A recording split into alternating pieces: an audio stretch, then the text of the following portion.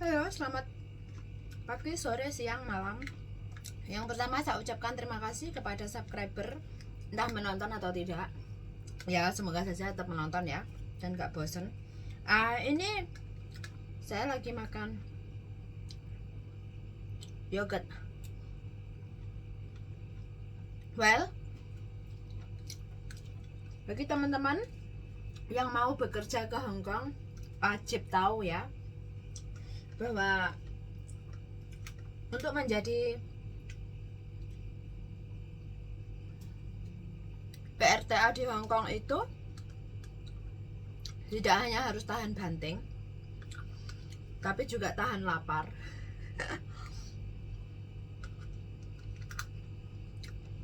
Karena apa yang tertulis di kontrak kerja tidak akan selalu mulus seperti pipinya si Luna Maya atau pipinya si Cinta Luna. Jadi harap diperhatikan ya.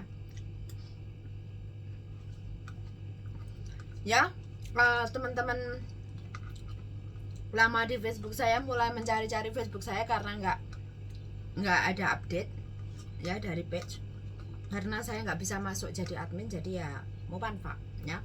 Terus untuk teman-teman yang mungkin baru kenal kemudian add dan inbox, terima kasih.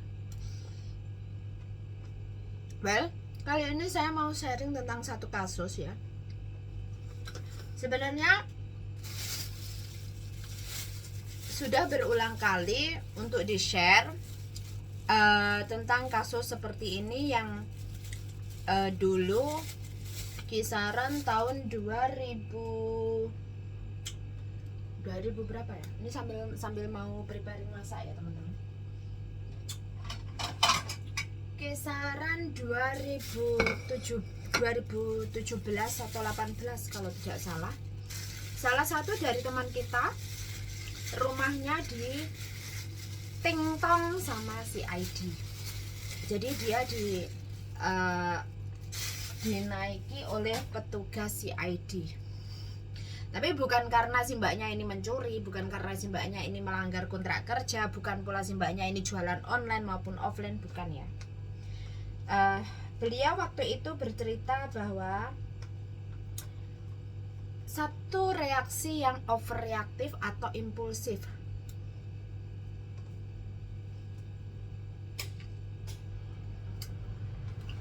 sehingga menimbulkan masalah yang tanpa diduga oleh si mbaknya, yaitu tadi berurusan dengan si ID.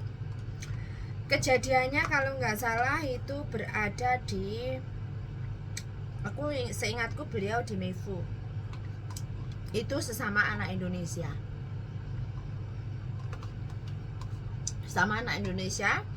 Sama-sama domestic helper. Entah masalah personal ya di situ, ketidaksukaan beliau atau bagaimana kurang tahu. Mbaknya ini di video sama temannya tersebut ya. Kemudian si mbak ini nggak terima lah, dan itu katanya tidak hanya sekali, udah berulang kali, hingga akhirnya overreaktif, capek lah ya. Sudah dibilangin berkali-kali, dijelaskan bahwa saya tuh nggak nyaman gitu, tapi orangnya nggak mau ngerti. Jadi bukan nggak mau ngerti, karena kita nggak tahu di balik motif itu ada apa. Nah jadi sesuatu yang menimbulkan ketidaknyamanan akan memberikan rasa dimana kita ingin banget menonjok orang tersebut, ya kan ya. Itu emosional yang namanya apa ya, secara refleksi ya. Karena memang kalau kita nggak suka ya memang kita nggak suka. Dijelaskan pun kadang orang yang dijelaskan sementara yang satunya karena memang dia suka melakukan sesuatu yang mungkin cara Jawanya jarak ya kan, memberikan satu stimulasi mungkin bagi sebagian orang, tapi bagi sebagian orang itu something irritating ya kan. Jadi disinilah yang menimbulkan satu konflik ya. Dan kalau orangnya itu memang rebel, dalam artian orangnya susah untuk keep calm, itu yang memang apa ya, bikin kita gatal jadinya. Jadi akan impulsif banget. Nah, Dia akhirnya karena sudah capek menjelaskan, mulailah dia memukul tangan, ya. Secara spontan si mbaknya langsung mengarah kepada lawan yang membuat video tersebut. Tanpa sadar di situ ada CCTV. Ya, ada CCTV. Dan membenturkan kepala si mbaknya ke tembok. Kemudian ada sedikit memar di sana. Ada sedikit memar di sana ya, dan dia ke rumah sakit dan melaporkan si mbak yang tadi ke kepolisian. Terjadi sebuah penganiayaan atau terjadi sebuah kekerasan fisik di keduanya. Dan apakah itu nanti berakhir di penjara? Untuk berakhir di penjara atau tidaknya, kebetulan mbaknya kemarin itu tidak berakhir di penjara, ya. Tetapi beliau didatangi si ID ke rumah, dan pihak tersebut menyatakan apa benar ini kamu dan lain sebagainya, karena pihak kepolisian sudah mengantongi identitas dan Hongkong ID-nya. Jadi karena CCTV juga ada ya, lebih berhati-hati. Kemudian dia harus menjalani Haokong, jadi harus menjalani interview BAP ke kantor kepolisian. Dan selama menjalani itu, kebetulan si mbaknya ini sangat mendapat dukungan bagus dari majikan. Jadi dia mendapatkan dukungan karena dia bisa menjelaskan dan mbaknya ini bisa bahasa, jadi is not a big deal for her untuk memberikan penjelasan. Kebetulan mbaknya menelpon saya waktu itu, bertanya apakah akan ada efek kedepannya dan lain sebagainya. Well, sesuai dengan ketentuan keimigrasian di tahun 2018, apapun catatan Anda, pelanggaran tersebut berupa kriminal, meskipun itu mungkin dianggap sepele ya, masuk catatan kepolisian, maka pihak kepolisian akan memforward catatan tersebut kepada pihak imigrasi Hong Kong, dan itu otomatis masuk di history case seperti itu ya. History case di mana nanti akan berefek pada aplikasi visa selanjutnya ya. Jadi aplikasi visa selanjutnya akan berefek, entah di situ nanti masuk kepada kategori tidak diberikan visa ataukah membutuhkan penjelasan dari Anda, itu memang akan ada. Dan kali ini dialami oleh salah satu teman kita yang kebetulan justru ini berurusan dengan majikannya ya. Majikannya mbaknya kemarin inbox saya, karena saya nggak mau ya, ini privasi, jadi saya nggak membagi data-data orang ataupun jenis ataupun suaranya ya. Jadi kalau di channel saya akan seperti itu. Jadi sepertinya saya sendiri yang ngobrol, hai cam nih, hai kakak atau ya. Nah, kalian pasti akan bicara seperti itu. Tapi saya yakin kalau teman-teman yang mungkin merasa kasusnya saya up, kalau dia nonton mungkin dia akan berbagi di kolom komentar. Tapi kalau dia nggak nonton ya that's fine ya.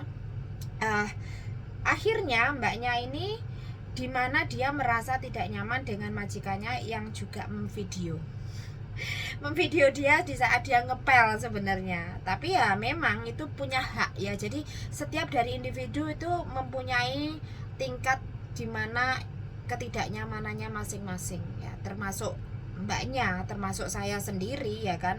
Nah, di sini aku rasa dalam menyikapi hal ini, itulah yang perlu saya bagi ya. Mbaknya ini karena tidak nyaman tapi mangkel juga dengan majikannya ini ya kan. Jadi jadi satu, marah, pegel jadi satu, akhirnya menjadikan kita sangat impulsif ya. Dimana sangat impulsif tersebut memberikan efek yang luar biasa. Mungkin kita mau mengekspresikan perasaan kita, ketidaksukaan kita, we gonna to express our feeling, that's our thought, that we didn't like it, we feel irritating about it. But if you do express it in the wrong way, that will be make you into a trouble. Nah, disinilah yang menjadi utamanya. Terus di situ akhirnya si mbaknya mau menarik majikan tersebut, dan dia karena itu refleks ya, mungkin menarik atau katakan menampik lah atau bagaimana, terus majikannya ini keluar dari pintu lari. Nah, secara tidak sadar dia kejepit pintu tangannya. Jadi tapi bukan mbaknya menjepitkan ya, tapi dia kejepit pintu jarinya. Terus otomatis kan sakit ya, karena kesakitan dia menelpon pihak rumah sakit dong, otomatis 999 ya, 999 yang larinya ke ambulan. Padahal itu sebenarnya ada memar seperti itu, hingga akhirnya harus menjalani visum ya, karena berurusan dengan visum dan polisi serta ambulan. Mbaknya akhirnya kena kasus seperti itu, dan majikan ini tidak terima. Well, majikan tidak terima, kemudian melaporkan kasusnya dan harus menjalani investigasi selama 7 bulan, dari bulan Januari sampai bulan Juli. Hingga akhirnya kemarin waktu extend visa, mbaknya ini juga kebetulan karena extend visanya melalui agen, seharusnya agen sudah melakukannya ya, namun agen dengan alasan sibuk dan tahan akhirnya lupa, visanya tidak di extend dan overstay. Disitulah timbul beberapa pertanyaan berikutnya, yaitu imigrasi menerima atau meminta si mbaknya untuk memberikan kronologi kasusnya yang kemarin dikarenakan dari kepolisian, catatan dari kepolisian ya.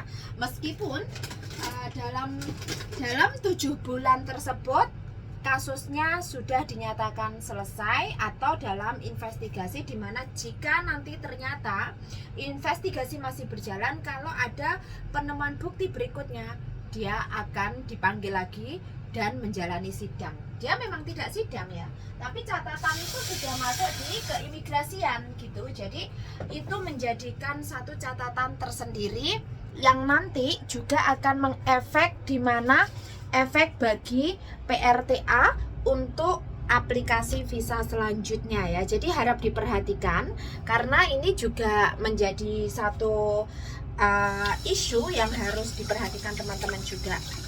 Tidak boleh meremehkan juga ya. Dan akhirnya benar mbaknya harus membuat kronologi.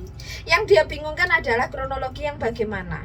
Well, kronologi yang dibutuhkan otomatis adalah satu, kapan Anda dipanggil kepolisian dan kapan Anda mendapatkan kasus tersebut, kenapa kasusnya terjadi, dan siapa, dan berurusan dengan pelaporan yang bagaimana. Itu wajib dijelaskan, tapi tidak perlu detail tanggalnya ya. Cukup tanggalnya, saya mengalami kasus sekian di tanggal sekian, dan kemudian saya dilaporkan oleh majikan saya dengan tuduhan saya memukul.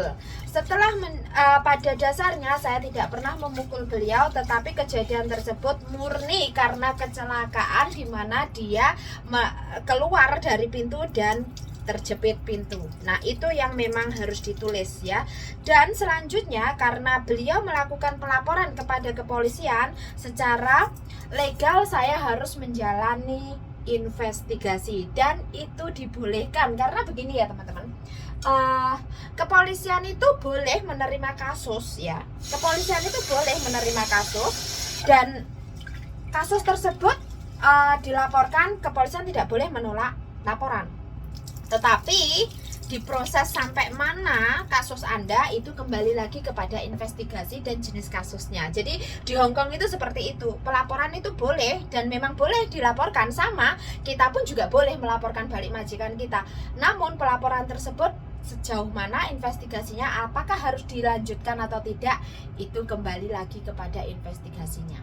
Dan di sini mbaknya akhirnya menjalani investigasi sampai 7 bulan. Yaitu dia di saat dia extend visa untuk tidak exit atau complete current contract, akhirnya ditanyakan oleh pihak imigrasi tentang kasusnya balik. Yang dia bingung kan, mbak saya waktu di kepolisian selama ini saya hanya menulis tidak menjawab, diam, tidak menjawab. Benar. Di saat Anda menghadapi kepolisian maupun penuntut atau interpreter, atau di saat Anda menjalani interview atau hukum atau BAP, nah di situ teman-teman boleh memberikan jawaban diam, tidak menjawab, karena itu adalah doktrin Miranda yang selama ini kita gaungkan, selama ini saya sampaikan, yang mungkin teman-teman belum paham apa itu doktrin Miranda. Yaitu di saat kita menjalani investigasi, kita itu mempunyai 3 hak, yaitu diam, tidak menjawab, menjawab seperlunya, dan apapun yang Anda sampaikan akan dijadikan bukti. Jadi lebih berhati-hati. Jadi sudah benar kalau Anda memberikan jawaban diam, tidak menjawab. Jadi Anda meskipun diam, digertak, dikapaknya diam pun itu hak Anda, dan tidak ada yang melarang Anda untuk diam.